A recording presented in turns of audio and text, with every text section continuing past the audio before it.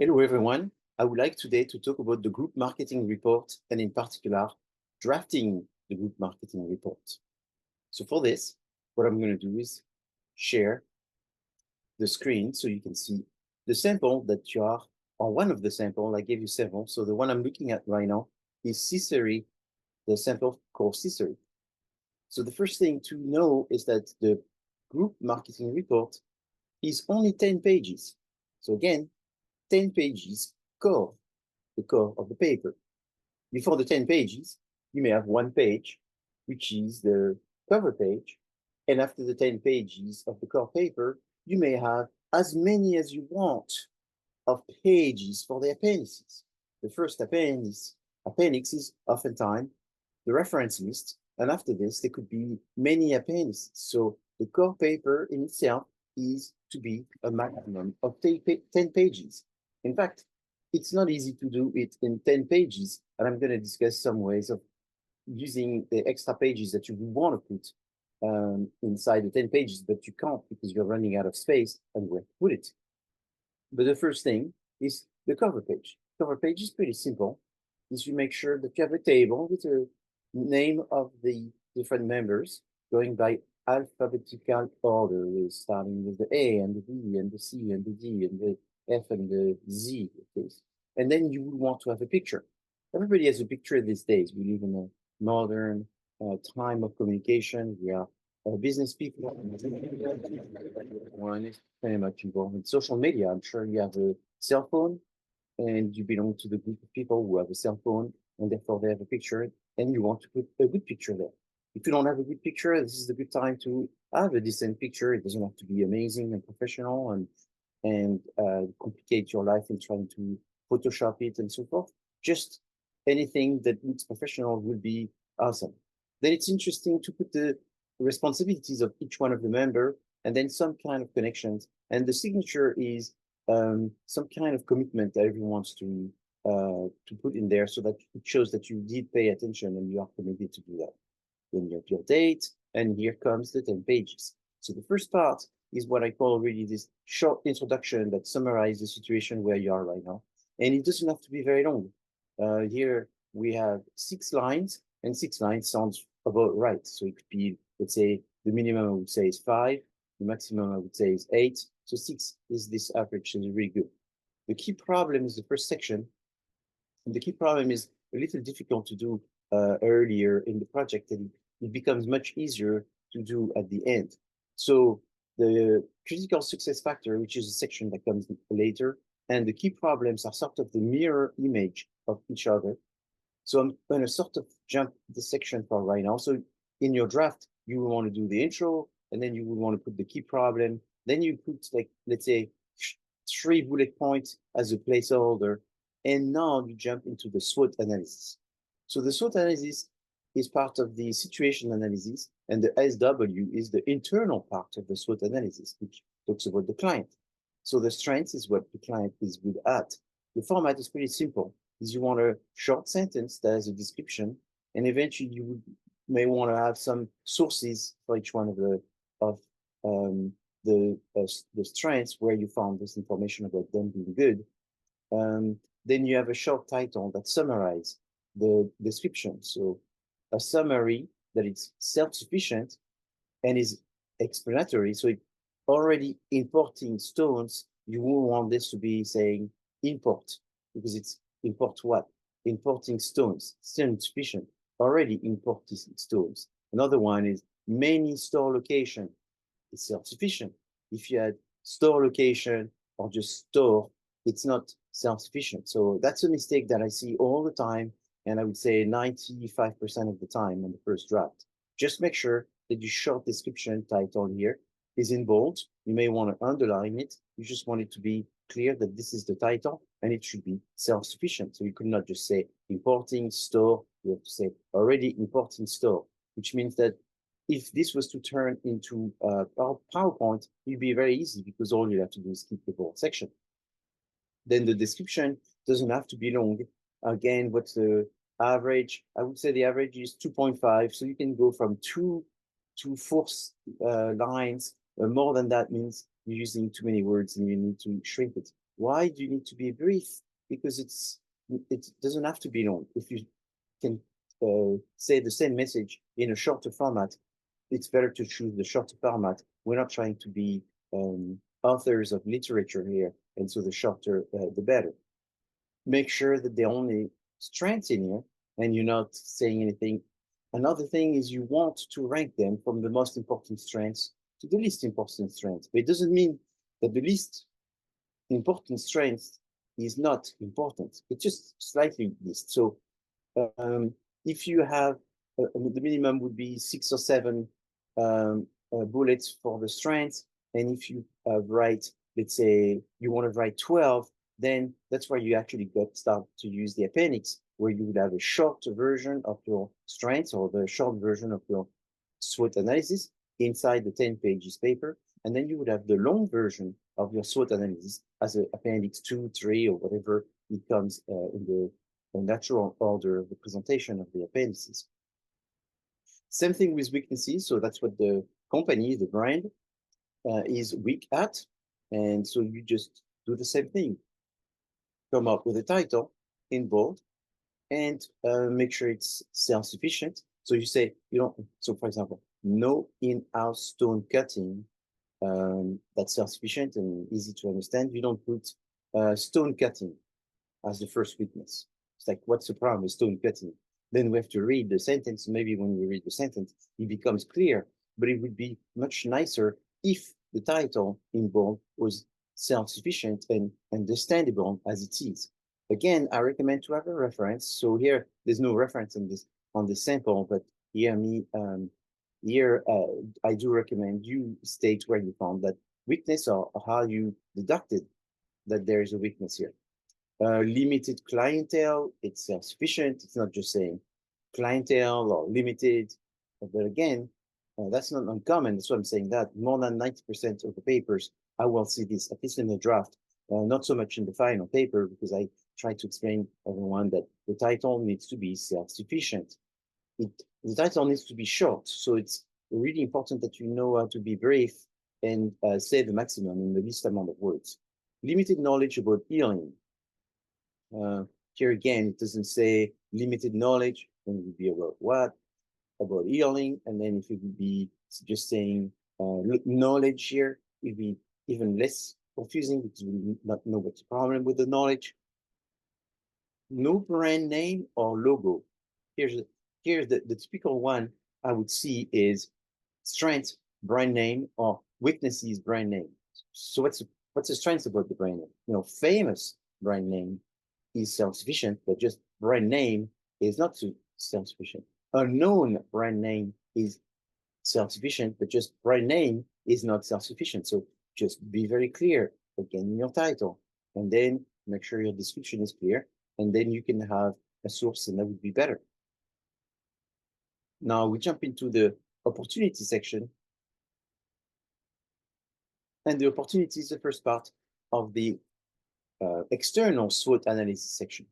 So the opportunity is the most difficult part pretty much in the SWOT, and the most difficult part in your group marketing reports, because there's no such a thing as finding those opportunities. So it is true that you will find some opportunities looking at some of the databases and reports already published, but these are going to be probably weak and therefore not so usable, because they will be justifying a past decision and not so much justify a future decision.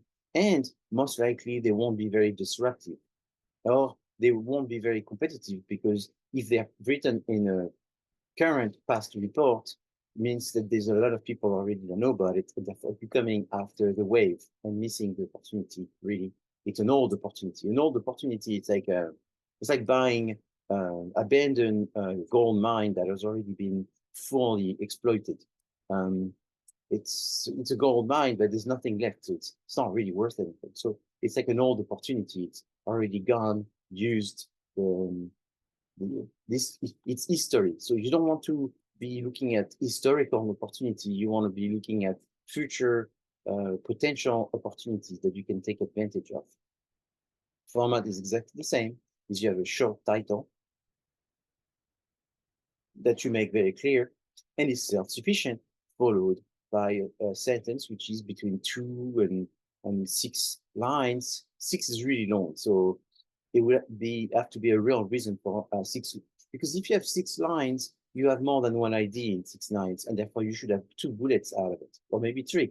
So the long description means that you're taking too long to say, explain one point, or you're giving too many points and only giving one title for many points. So therefore you are missing, exploiting your information. And so that it's just not efficient. So short sentences, and so here I have an example of one that is longer. And in this situation, they're giving a lot of different databases to reinforce a lot of numbers and statistics and sources in order to reinforce the idea. So that's why it's long, is because they wanted to provide several sources and more percentage. But normally, you would want to have one. And obviously, if the more percentage and sources you have, the more you can sort of argue that this is being supported by many people. And so that can be justified. And so you see that each one of these is self-sufficient as a title. Each one of these has its own just little description, and each one of these has its own source, at least one source, sometimes more than one. And there is more than 6 bullet points here. The minimum, I would say, you would want to present 6 opportunities. 5 is becoming like the really minimum of all minimum. 4, it's too few. So 6 is a good number, but this sample has more than 6 because it's trying to, because you paid as a consultant, you want to show in the core paper that you do have a lot of sort of ammunition, a lot of ideas justified by opportunities, and you're preparing everyone to get excited to hear about the strategies that you're going to develop from these opportunities. The strategies are developed from opportunities, but if your opportunities are tactical, you have a very hard time developing strategy out of tactical opportunities. That's why it's important that your strategies be provoking a situation to develop strategies versus developing tactics. So typical thing is you say there's a increased income, growing economy, increased interest for the consumer and trends. That's going to generate some new products. That's going to generate some new consumers, more spending, more growth, more increasing sales, and so forth. So that's strategy versus people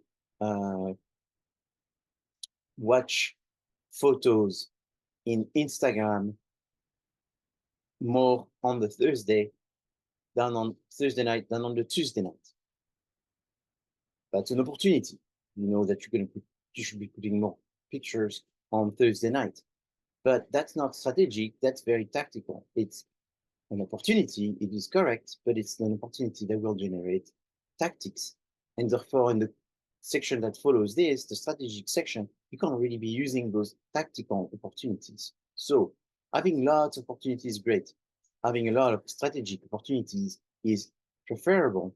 And if you have tactical opportunities, you can still put them in, but you may, if you have too many of them, lots of them, you may want to use the space of the appendix in order to put these.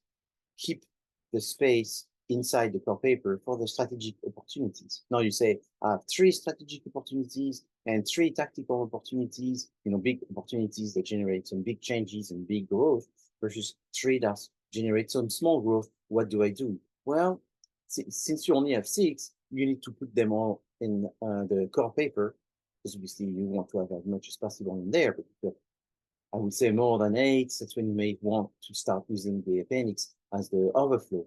But the other thing is you want to rank these. So don't randomly place your tactical and your strategic opportunities in this document. Just make sure that you put the most important one at the beginning and the least important one. So if you have 6, one would imagine that the first is significantly better than the last one that you have in there. Okay. So that's those details are easy to do, but finding those opportunities are not easy. And it's the best source of opportunity comes from the customers. I've said this many times, and it's important therefore to talk to the customers. How do I collect information on the customers? Do not do a survey, it's too time consuming.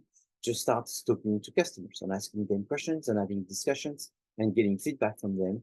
And then this feedback, these questions that you have asked, can it become an appendix? Of course, it will become an appendix. It's an appendix for interview of 3 people to find out the reason why they do X, Y, and Z, and it becomes appendix 4. And when you talk about the opportunities there, is if you were to mention the results in your interpretation of the interviews, those interviews, you will refer the appendix as the source of the information that you are providing. Okay? So that's something that they can do. So could we have 6 opportunities, 6 strategic opportunities, and they all come from the interviews with the consumers, where they told us some things that were really disruptive, and we found that it was something that was felt across the different people that we interviewed. Great, that's exactly what we're hoping for.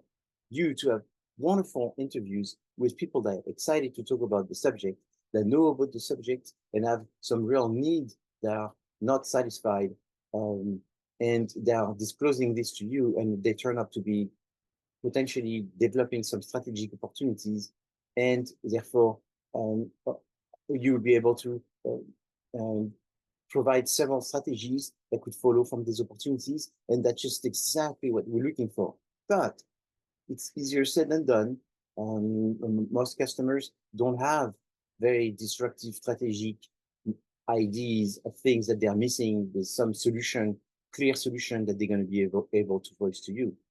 So that's why you need to do several interviews, and it's across the interviews and between what people say that you start having some ideas, and then you do more interviews now that you've sort of started collecting information because it gave you a feeling of something. And so when you're a consultant, you don't talk about your feeling. You talk about the feeling of the clients, but it's important that while you interview the people, that you do get hints and feelings and directions and understanding that you can further use in the next interviews and again the next interview. So it builds up, your understanding builds up, and the quality of the interview builds up until you start getting something repetitive, and then you start really getting so much repetition that this gives you some confidence that this might be true. And then you try to identify who would be the customers that this would be true in a large volume, which will be this strategic opportunity that could last for a while and will grow into a large market that it's make it worth for you to go after. The next section are the threats. And the threats, I would say it's probably the second most difficult section, because there's a lot of threats to review. With the one threat that you need to think of are the competitors.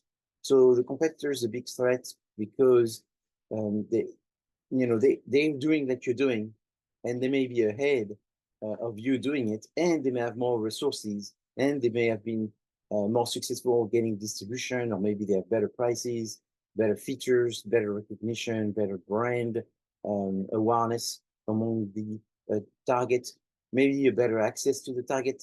There's targets that you make more money and more profits, and targets you make less profits, and maybe you have the less profitable targets and they have the more profitable targets. So in general, the rule of thumb is the biggest threats are the competitors. But when you do a threat analysis, it's not equal to a competitor analysis. A competitor analysis is an element inside the threat. So it's not uncommon to talk about the competitors first. Ideally, in the best of the world, what you would want to do is have one bullet, at least about the competitors, as a general overall statement, and then reference an appendix, which is the competitor analysis section, where you would be going to more details looking at the competitor. So I'll just make it up. Appendix 6 competitor analysis. In this appendix, you will see the three main competitors that we have reviewed.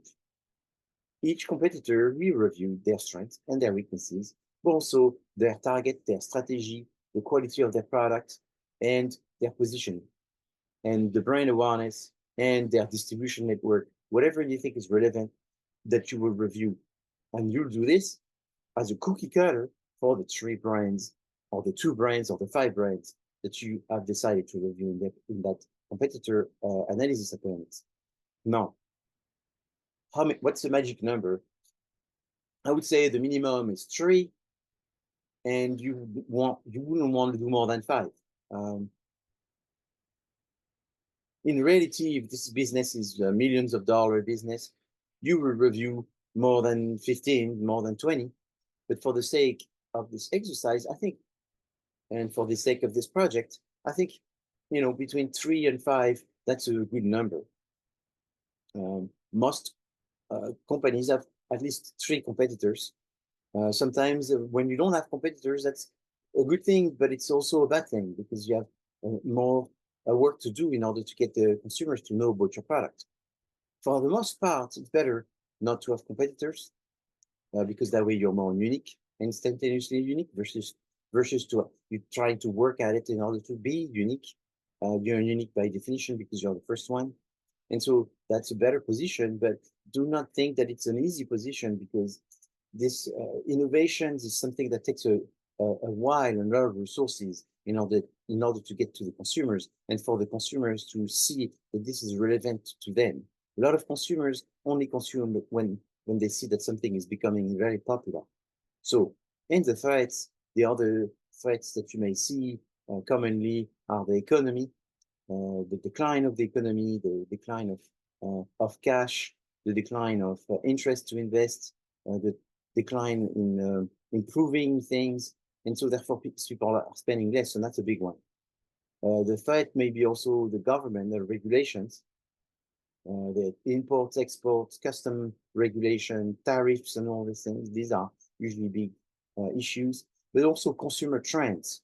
The fact that consumers across different generations, across different areas of America, in the world, have different perspectives about buying certain products, and they may be more inclined, more excited to buy them than other times. So there may be countries where they're looking to buy them more and more, and countries where they're looking to buy them less and less. So depending where you are in a opportunity position or in a threat position.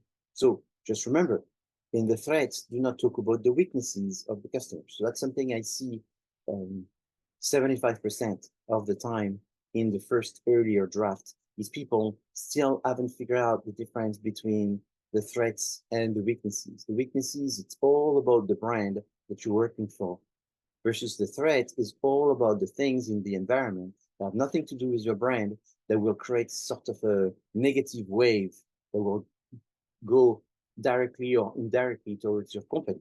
So the threats are very much the elements that are in the macro environment, technology, political, government, cultural trends, and all of these that will have these negative impacts. Again, in the macro environment, you also find the trends that are positive, and these will be discussed inside the opportunity. So in the opportunity section, there's not just consumers, but I just said that's one that is usually one of the leading opportunities that you will find there. But there are other ones, such as the one I just mentioned, because sometimes the regulation and the government makes the decisions that are in your favor, and sometimes the technology and the change in the innovation in technology are in your advantage, and the cultural trends are in your advantage, and so forth. So the mining for opportunities and threats is mining in the same area, but there is some tendency. And that's what I was just summarizing, the tendency, which is opportunity, the tendency comes from the customers, and the threats, the tendency, it's the competitor, the main. So again, it's expected that in the threat you talk with competitors, but it's sort of very encouraged for you to create a special section in your appendix for competitor analysis where you review some competitors aside in order to be able to have a more realistic view of the market. Why not discussing it in here? Because it's going to take too much space. And that's when your 10 pages core paper won't fit. And you're going to want to try to find some other space. And that's what you can do is summarize the thoughts of a review, put it in here, and put the detail inside the appendix. Would you do this in a real paper? You would do this in a real paper. You pay to be a consultant. You will do this because it's very important to be brief. Brief and straight to the point. It's very, very important for most reports, not all the reports, because there's some reports where sometimes you ask to do some consulting and really the result of the consulting is not the most important thing. Sometimes you're just doing it because it's part of a requirement, because it's almost like something that the business does every year, and they're not really willing to make any changes, but they have to do this consulting in order to just sort of check mark a list of things that they have to do. And that happens. And I've done consulting in these type of capacities, and sometimes it's very not as encouraging because you can sense this. It's very procedural. And these tend to be very large organization, tends to be organization where they are doing very well and everybody's more like almost sort of get this feeling of a government employee type of thing with very large organization. But also in the large organization that are related to the government, when you're doing consulting, you also have this sort of situation. But for the, I'd say 99% of the businesses which are really trying to get ahead and everything is risky, they don't want a lot of pages to read, is they want to go straight to the point. So that's the beauty of the SWOT analysis, and that's the way I try to teach it. Following your SWOT analysis, there is what I call the critical success factor, and I mentioned this earlier because I said it was the mirror image of the key main issues. So I'm just going to jump to this, and I said I was going to make the connection. But the key problems is you want to be very succinct and very focused on that. And that's why being very focused and very clear is something that is much easier to do at the end when you finish your project, because there you're looking at you'll be clear at the end of what's the biggest problem that this company is facing. And it's quite easy, really. Like the week after, I mean, if you work consistently, I suggest that you, starting today, starting a week ago, that you should have wrote some key problem, but you don't want to be passionate about it and in love with it to the point that you don't want to change them. So write something, but be willing to change it, which is probably the most likely things that you will do a week before the paper is due, or 2 days before the paper is due, because you'll have a much more clear view of what it is. So in this situation, let's say one of the key problems is the company doesn't communicate and has an amazing product that people don't know. So problem one. What would be the mirror image of that? Would be to increase communication. So then in the critical success factor, you see that the number one key factor, critical, if you want, to generate a solution for the problem. You have the problem and you have the solution. So there you talk about the key solution that needs to be executed. So in this situation, you want to try to be as high level as you can. So you don't want to be too detail-oriented. Like I said, this example about, oh, don't post, let's post videos on Tuesday night and picture on Thursday night, because research says that these are the best 2 days for pictures and videos. And critical success factor is to post the video on Tuesday night and the picture on Thursday night. That couldn't be critical. It would be good, it's recommendable, it's strongly suggested, but it's not critical. So you have to look at something that's much higher level. And in this, the sense of, let's say, the key problem here being that the people don't know the brand, the critical thing would be to maybe hire someone that will take charge of the communication program and the branding program, or increase branding at events, or increase branding communication in general. And do maybe branding that has to do with information, and branding that has to do with persuasion and sales, or something like this. So there you'll have a high level response, which probably going to mirror what you have in the problems. And there is a logic of that. So the logic is the person that's going to read this report could be from any country, and they're going to find the high level information and the clear justification of what they are, because they are rational and they just are coordinated. There's a coherence in the paper. So the worst paper, which is the one thing that students have a very hard time and they fight constantly about, is trying to find coherence in the paper. Since there are 5 or 6 people that write the paper, oftentimes it looks like the paper is made of 6 parts, and 6 parts of people that try to do their parts and not communicate with the other people, and they just try to do their parts, and their parts is the best, and they have no idea what are the other people's parts, and if their part fits well, and if they all agree on the same thing, or if they all going to a different direction. If they all going to a different direction, essentially you may have 6 A's, 620-20, 600%. But the problem is if these 600% are not on the same page, whatever they're going to talk about does not match. It's not consistent, it's not coherent, and therefore it clashes. And therefore there is a contrast between what they say, and therefore they look like they are piecemeal, and they could be from different groups with different vision. And if you do this, it doesn't turn into 6A equals 1A for everyone. It could easily be a C plus suddenly, a C, 76%. And so the students are oftentimes obviously very upset about this, when in fact all it took is for them to trade the paper and each one read the entire paper and think about their part within everyone, and then just agree with each other. So imagine a symphony and you have people playing the same song, but they're all in different places and they don't hear each other. That's sort of what's going to happen, is it's not very coordinated, and we don't recognize the song because they are not on the same page at the same time, and therefore coherence is very, very important.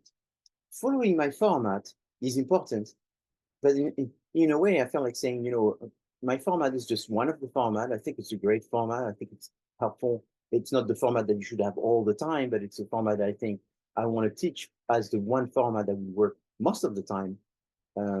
Mostly if you work for a company that is for-profit, company that is in a competitive environment, so that could be a non-profit organization in a competitive environment. It's a company that's very business-oriented, a company that is growth-oriented, a company that is focused very much on having a more a better relationship with the consumer. So I think that's what's important. But more important than that even is the coherence. So writing the paper, you could have any format, but if you don't talk with each other, it's not going to look good. Having the wrong format, but you talk with each other and then there is coherence, that would be better. But if you could follow my format and have a discussion with your team members and write a draft, but don't write a draft, upload it, write a group paper, and then the date you upload it, and then hope for the best, but actually write the paper, finish a day before, 2 days before, 2 weeks before, and then take this extra time to all read the paper and make it coherent. From my experience, that's 1 grade up, just doing that. It's like, oh, the paper was a good paper, but it's a B. All you have to do is just create some harmony and coherence, and that's just enough to jump 1 grade, pretty much. So after the C critical success factor comes a section that is more difficult. And again, the key problem is connected to the critical success factor. And here, the strategies are connected to the opportunities. So how do you come up with strategies? You don't come up with strategies by thinking about this independently from the opportunities. 95% of the students think about the strategies because they have the strategy section. I'm in charge of the strategies. Okay, what inspires you about the strategies? I don't know, I'm gonna have to figure out some strategies.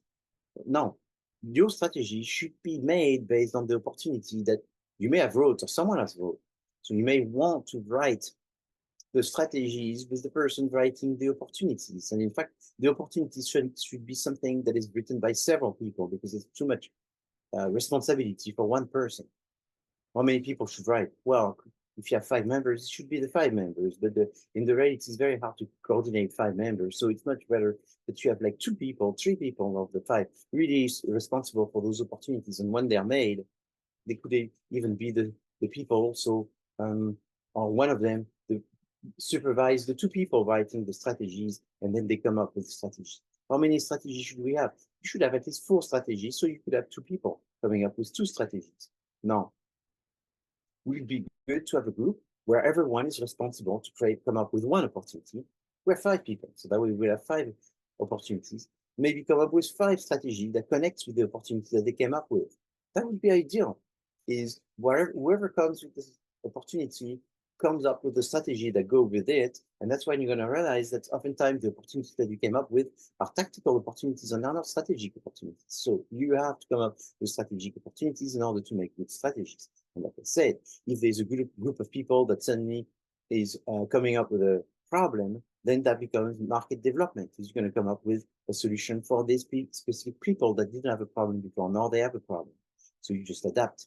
So people are traveling more and more, and within these people, there's people traveling with dogs, and the people who are traveling with their dogs are finding it difficult to find airline that's going to help them travel. There is X thousand of people that will want to travel with their dogs. People who have a dog and travel tend to be people that will travel in first class because they have a higher income. That's all you say. Now, the strategy for that airline company is to create maybe more space for people who travel with their dog, or maybe create a specific route or airline that would be dog friendly for those people that want to travel with their dogs.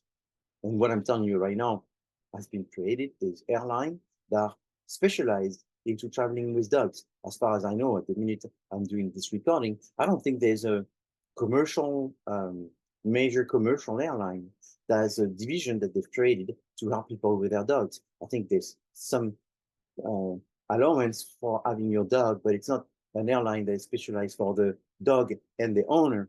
And that's what I'm talking about. It's a different perspective. It's sometimes there's people that love their dog so much that they almost like a family member. So that's what I'm talking about, is having really a full service for the animal, where the focus is the animal and the owner versus, the focus is the owner, 95, 98% and 2% is the dog.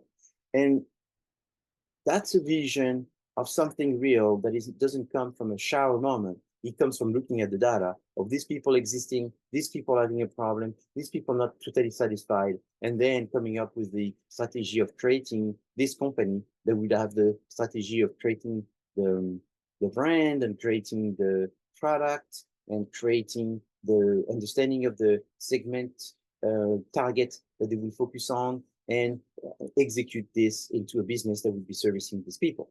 So in the strategy section, you want to propose 4 strategies. Be careful.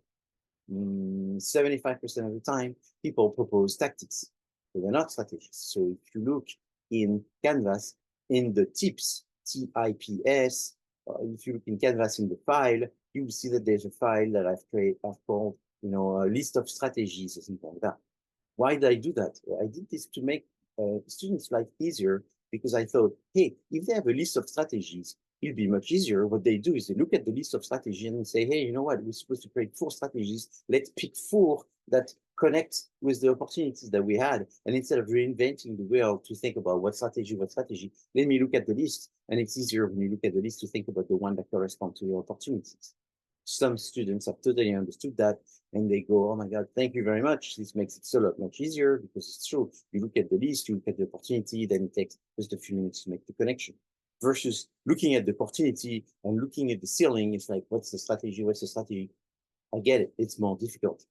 So I made that tool for that purpose, and it becomes much easier. Now, having said that, you don't have to rank the opportunities. So 1, 2, 3, 4. In that situation, you don't have to rank it, because at the end of the presentation of the strategies, you have little recommendation which explain which strategy you're going to pick. So you say strategy 1 is this, strategy 2 is this, strategy 3 is it, strategy 4 is this. Recommendation. We recommend strategy 3. Why? Because 3 has that and this and that, which will generate this and this and that, and our strength is this and this and that, and therefore we can take care of it, and we see the potential and the growth of our competitors, and blah, blah, blah. Because you have discussed the competitors before in your third section. And that's all you need to do. I want to just remind you to do this because it's there is unfortunately something like 20% of the people that forget to do this in the final paper, which is they give me 4 strategies and then I have no idea which one they recommend. So imagine if they are giving me 20. Here's the 20 potential strategy. 1 could be this, 2 could be this, 3 could be this, and then they don't say which one. So here you can not only say why you pick 3, but you could even elaborate and say why you don't pick 1, why don't 2, why you don't pick 4. That's even better. But that's what I'm telling you. When you have to write all of this in 10 pages, you quickly realize that you can't write smaller and make the margin bigger and all this, because then your paper is unreadable. Because another thing about a good paper is that it has fewer words and it has some white space and all this, so that way you can get through the flow and it's not overwhelming that you just get a huge block on each page and there's just no white space. So that's important. Once you've done the strategy and you define what is the strategy, at that time you will explain to us who are the customers. And here, what's important is to think about segmentation, targeting, and positioning. So segmentation is to explain what are going to be the characteristics of your customers. How many characteristics should we have? The less you have, the better, really. So you want to have maybe 3 characteristics that you explain. And so you just go through the explanation of this characteristic and more importantly, not just say what they are, but also why they're important. Why? So it's what characteristics and why is it important? So 3 is good, but 5 is okay. More than 5, it becomes too many characteristics to describe the customers, and it becomes a little too complex. It's not necessary that it be so complex.